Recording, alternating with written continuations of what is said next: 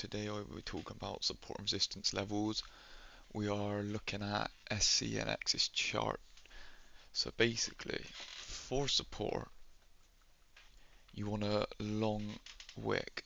So for example, this one, the longer the better, and the longer it is, the more bullish it is, which is what happens here.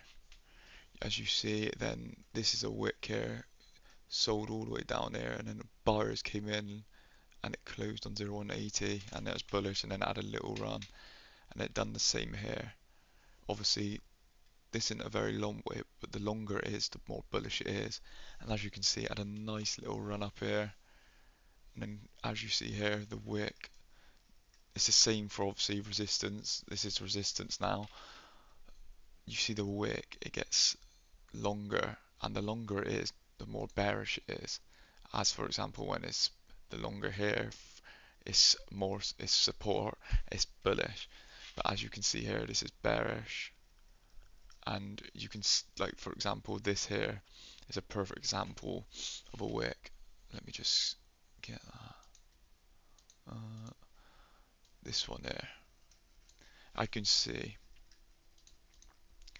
as you can see, this wick here is very long, and it indicates that a strong buying presence here.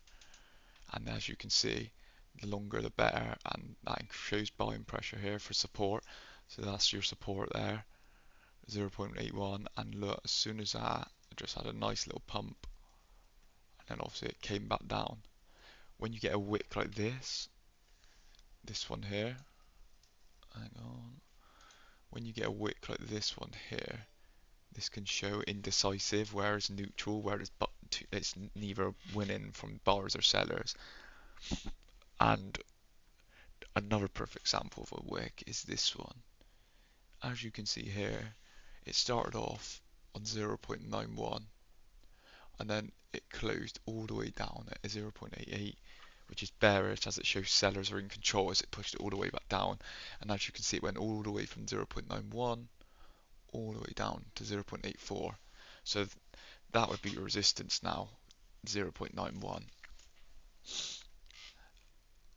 which is then obviously you got this, basically the longer the wick, the more bullish or bearish it be. So obviously in this case here, it's longer and it closes higher up, which is bullish. And then obviously same here, closes higher up, bullish.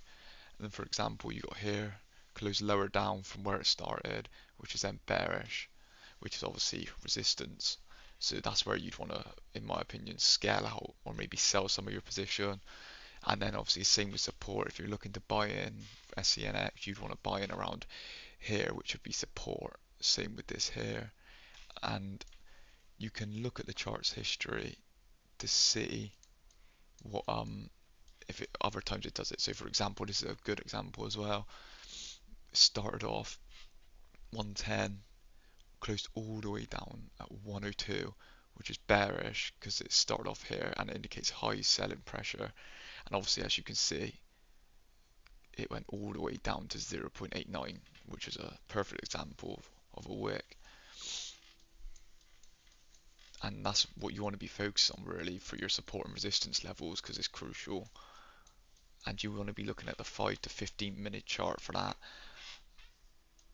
Obviously, we got any more here?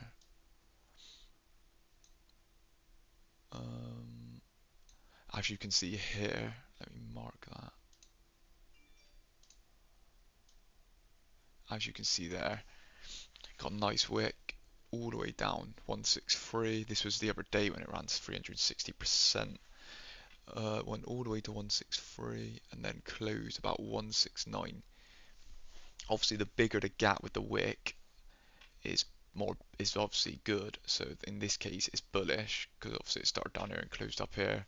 And obviously, if it starts like say all the way up here and then it closed like here, that would be bearish. So basically, you just want to be looking out for that, and that's your support and resistance levels. I would just recommend keep watching the video, keep learning your support and resistance levels, because once you've learned it, it's massive and it can make a massive difference when you're day trading. So that's pretty much it, guys. Thanks for watching the video. Good luck.